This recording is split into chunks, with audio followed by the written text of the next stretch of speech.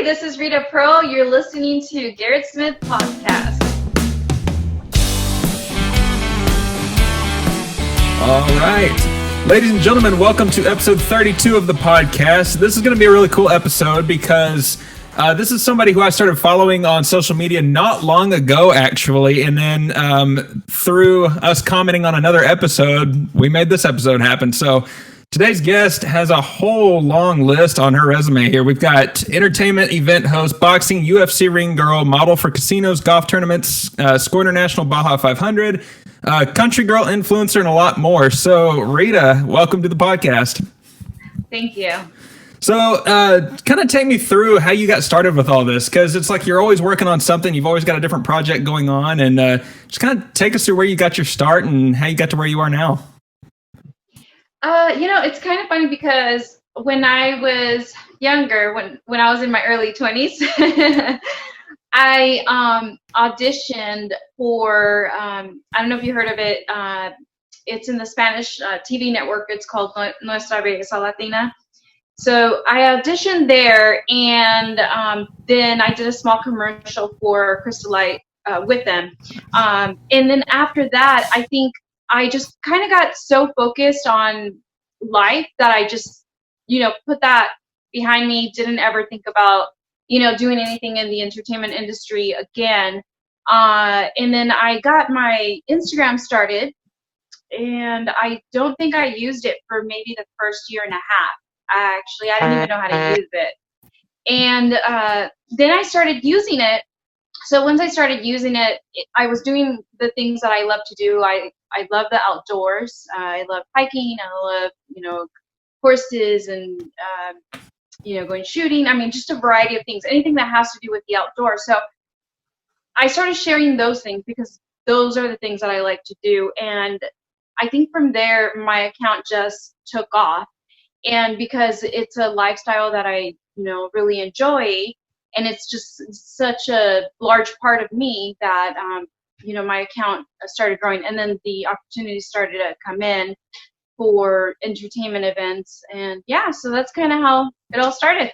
That's awesome. I've gotten so much more use out of Instagram than the other platforms, because it's like Facebook, I'll keep up with it just to be social, but it's like Instagram is really where you can put what you're up to out there nowadays and really get those opportunities going. Yeah, exactly. And I do have a Facebook. I just recently started using it, so eventually I'll build it up. Yeah, it's more fun when you wait till politics season's over, so not everybody's screaming at each other. It's like, okay, now Facebook's safe. Yeah, I don't even go on there, so I'm not sure. But not as much. To Instagram, right? Yeah. So, what are some of your favorite events you've gotten to be a part of? I think it's just they're all so different and so unique. I don't think that there's any of them that are exactly the same. So I feel like it just kind of depends on what it is. I love being a ring girl, and then I love off-roading and all those sorts of things. So those events are always super fun for me. So it just kind of depends. I think for each style is just a different part of you, and it's just something different that I like about each one of them. I couldn't really pick a favorite because I think they're just all unique in their own special way. That's so cool, getting to have that variety in there. Better than being like, this was really fun, and then the rest was kind of like, whatever. So, was any of that out in Vegas? 'Cause I saw, you did the casino thing and, some of the ring girl events. Was that all mostly California, or did you have anything out in Vegas? How much do you travel with that? So I've done a lot of events in casinos in California and Arizona, and then Vegas as well. Yeah. That's awesome. You ever do much in Texas? I haven't gone out there for events. I do plan to. That was actually all the 2020 plans. There's I'm going to Texas, and I'm going to Oklahoma. I'm going here and there, and now it's like nobody's going nowhere. And obviously, health is another reason, right? Yeah. Yeah, and that's one thing I was going to kind of segue into. Part of why I followed your account was I follow all these outdoor accounts, and yours was always one of these recommended follows. And I started following it almost immediately. This was about the time you started posting about health issues that are going on this year. And somebody who's had to deal with that a lot in 2020 in my own household, it's been, and this for us, it started around October. So it's been I kind of connected to the things you were posting, and I've been following your updates, and so I usually start episodes with how I started following the guests, but I kind of save that for a segue here. And so for you, 2020 has definitely been kind of a trial in dealing with a cancer battle, and so I thought it'd be great to kind of hear the encouragement you might have for people, and just to kind of tell us what this process has looked like for you. Yeah, so it's definitely been a crazy year dealing with that. Everybody's dealing with the pandemic. I'm dealing with trying to beat cancer. It has been life-changing, I think, in so many ways, not only like physically, but mentally. And I think going through those dark moments have made me a stronger person. I think I can look at life a lot more different. Not that I ever, looked at life in a different way.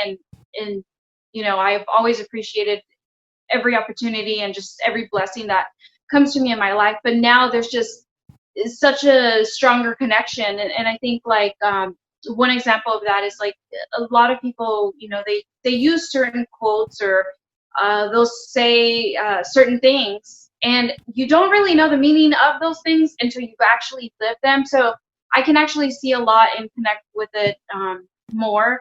I think for anybody that is battling any type of cancer, just any type of chronic disease or even mental issues, because of course there's also people that struggle with those types of issues, right? I think the main thing is, staying strong and finding the positive side to things in life, because it's like, yes, there's always going to be negative stuff, but if you get the negative stuff and you kind of start to select what's positive that's going on, and I think that will make you have an easier time with things. One of my things is like, I always think to myself is like, it's not the end of things, every ending is the start of a new beginning. So it's like I could be sitting here and say, like cancer really got me, it ruined my life. The truth is, I was like in the middle of escrow, and I had an agent, and I'm trying to book all these events, and it's like you have your whole life figured out, so at least you think you do, and now all of a sudden the doctor is saying, hey, no, like you have cancer, and it's like, oh, I'm canceling escrow, and I'm calling my agent, and I'm telling him, hey, like I can't work, I can't do anything now. And the truth is that it wasn't the end of all those things. I think it's just the beginning of a new life for me. Like I'm on a different path, and I'm going to discover different things in my journey. And then when I'm done with it, it's going to put me where I need to be. And then I'll be a lot stronger and be prepared for those things. So I think that's kind of the way that people should look at things. It's not going to change your life forever. And if it does, it's only temporary. And the life that's ahead is going to be a better life, because now you can view things with more appreciation. You can be more passionate about, everything that you do. So that's kind of how I look at it. And I think that's my advice to everybody about that. That's a really great outlook. And I think, of course, you see people posting memes in 2020, like, oh, it's the end of the world, like it's a joke. But you also see a lot of people really saying, like, oh, man, 2020 just feels like the end of the world. But when you take a step back and you talk to anyone who's really dealing with these extra layers of things in this, it's already a difficult year, but when you're dealing with things like cancer, and you have to take a certain mindset. And I think what you just said was probably one of the best mindsets people can have, whether they're dealing with something like that or not. Just say, it's not a great year, but you've got to remember this. It's like a thunderstorm. It's going to end, and everybody will get through it and then come out with sunshine. So yeah, I think that's a really good outlook. Thank you. Well, and I would also, take a minute to encourage anyone who's watching or listening to this to go check out your Instagram profile, because the other day you posted a video where you basically kind of talked about, the waiting room experience through recent times and calling yourself a survivor soon. And I thought it was a really good video to watch. So I would encourage people to give you a follow and go listen to that as well. So yeah, thank you. I appreciate that. Yeah, and also, speaking of redirecting people, you also have a spot on your website where, under the Fight Cancer section, where people can donate, and it helps you get through this as well as others who may be dealing with this. So where would we direct people to go for that? On my Instagram profile, there's a link. So if anybody clicks on the link and then the tab, I believe it's Fight Cancer or something like that. And once you click on that tab, it's going to take you to basically a short version of my story. And then there's a donation page there. So I do plan to use the donations for a lot of these medical bills, which obviously everybody knows it is insane. And then the hope is to be able to help other people as well one day. So even once I'm done with myself, I definitely want to be able to help somebody else, and not necessarily start a nonprofit organization, because this is just probably a lot of work. But at least if I can keep up with some donations and then do something special for someone, I think I discovered, and it's not only the fact that people have financial debt, right? But it's also the things that make you feel better. So sometimes a cancer patient needs just something so small as I don't know, buying a hat so that they can feel better. I mean, it sounds silly, but it just takes the smallest things to make yourself feel better about yourself. And I think it's really important because, you need to be able to look at yourself in the mirror and feel good about yourself, because then the day will be better for you, versus you look at yourself in the mirror and you look sick, then you mentally feel sick as well, and physically sick, and it all kind of comes together. So even if I can't help with somebody's hospital bills, just buying them something that makes them feel physically better, because then that will help them mentally. And it's also a mental battle. It's not just a physical battle. Yeah, that's very true. That's absolutely true. Well, we will include that link here as well when we get this posted, so anyone watching or listening to this can scroll down, and that link will be there, and you'll be able to click that as well. But you've been fighting through this, and you're going to conquer it. And you've mentioned that you've had some goals for the future. What would you like to see happen when you're past this and the bounce back occurs and things begin to open up and life's returning to normal? What are some of the things you would like to go out and do? Live concerts is definitely something that I enjoy, and I'm ready for some of that. Not right now, but once life, is normal again. Absolutely. I would say 90% of the guests I have on here are performing artists and touring artists. And when I first started the podcast, it was like right when the shutdown started. So I was kind of like, okay, well, this question won't last long. But I would say, how are you dealing with the quarantine?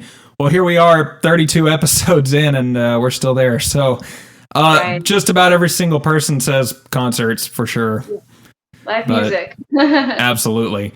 That brings up I didn't have this written down, but kind of a curious question. Some of the concerts you've been to out there and some of the ones you'd like to go to. Jeez. I'll be honest, probably about 80% of the concerts that are here locally, I go to. If it's a country artist that's singing, I'm going to be there. We have a huge country community here, and we all kind of try to stick together and go to those concerts and enjoy time together. So we don't say, oh, well, it's so and so. We're just like, hey, we're going. Yeah. So are you originally from California? I am originally from California. Oh, okay. Cool. Mm-hmm.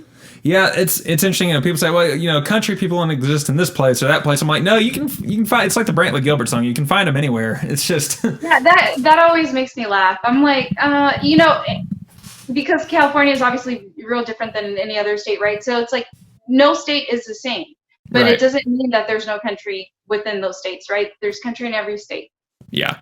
Well, and then there's in the movie Bernie, where he talks about the state of Texas, he goes, this could be 5 different states if you divided it up. I was like, that's probably true in quite a few places. But the one place in California I've always wanted to go to a concert, I want to go out and hit up the Troubadour down in LA. There's just been so many cool concerts in that place. Elton John, Guns N' Roses, but it's a bit of a drive, and right now that ain't happening. So. Yeah, I've never been there. I'm not sure where that is, but I live, basically East County of San Diego. So I kind of normally stick to this area. And then the concerts are more down south for us anyways. That's pretty cool. Yeah. So for anyone who's not following you online, you mentioned Instagram is kind of the hot spot. Where would you recommend everybody follow you? I would recommend Instagram. And like I said, I started sharing Facebook page. So definitely also follow me on Facebook. I just opened up a YouTube page. I haven't shared my first video, but I do plan to soon. I want to definitely make it something special. So make sure that you are following me there so that you don't miss out. Nice. So you get the preview here. It's like you heard it here first, folks. There you go, right? Awesome. Well, every guest I have on here, I kind of like to close out with like a big three questions. And a lot of the times it's based on touring musicians, like I mentioned earlier, but you can always kind of cater to whoever's on this podcast. And the first one, in any kind of entertainment event, if you could collaborate with anyone out there, who would it be? Geez, that is a hard one. You know, so I've done, Baja 500. I've done other off-road events. I've done the Ring Girl thing. I've done nightclub openings, and I've done work with Brody Jenner. I've done work with Gretchen Rossi. So kind of like a mixture of things. And some of them I've hosted to where it's like I'm not necessarily working for them. I'm working kind of along the side that the entertainment agency hired me for, right? So kind of done a mixture.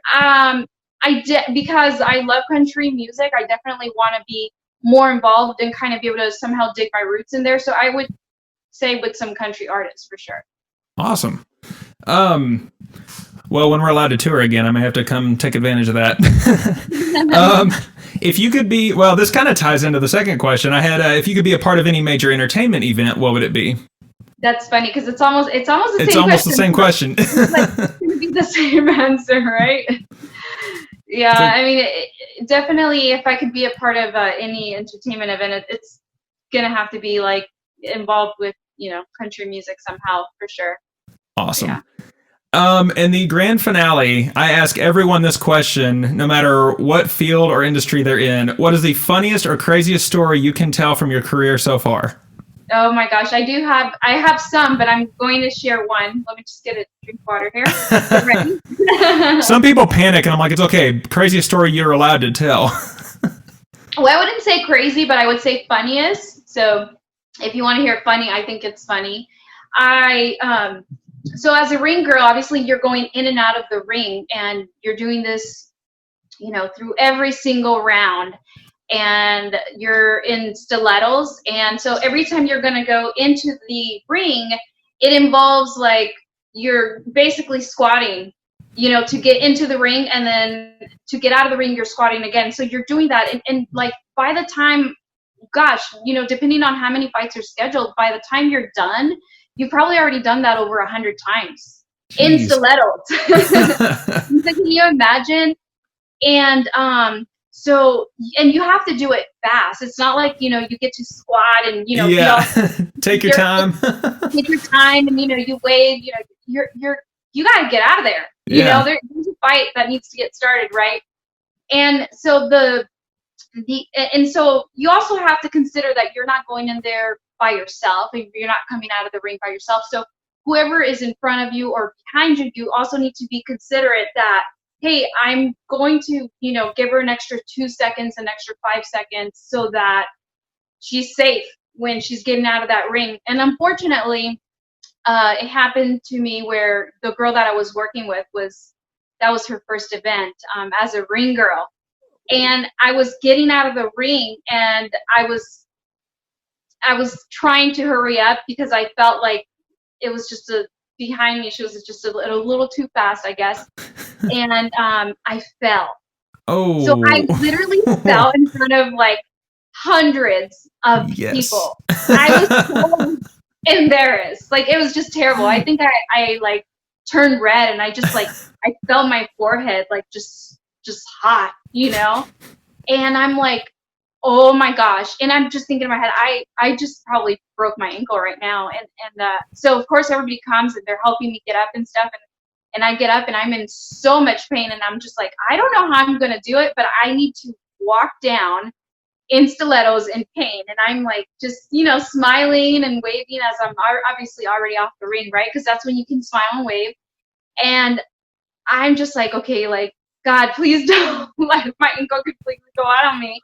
And it didn't. And so I'm always extra prepared, and I'm the type of person that will show up to an event, no matter how big it is, with a full suitcase. And I had like 3 other pairs of stilettos in there to choose from. So I was like, okay, time to change shoes because obviously these aren't working out. And yeah, so that was my one, I would say, crazy, embarrassing moment. Yeah. That's awesome. Did you get to like watch that on TV later, or? You know, I didn't know what channel it was being aired on, and to tell you the truth, I probably wouldn't want to watch myself. How'd it go? Oh, it was great. You didn't have to watch it? No, I definitely didn't fall. It was awesome. Yeah, nothing happened. I mean, I'm sure somewhere somebody probably recorded it and posted it on YouTube. I have no idea. I didn't look for it. That's awesome. Well, Rita, we will continue to be rooting for you, praying for you, and as you continue to post about your journey, I'll be sure to throw these links out there, make sure people can kind of know where to follow you, and looking forward to seeing what's going out there for you next and what you've got coming ahead. All right. Well, thank you for your time, and yeah, we'll see. Hopefully, we'll all have a good 2021. We're ready for it. Amen to that. That is true. Well, you take care, and it was good talking to you. All right. Thank you. You too. Bye.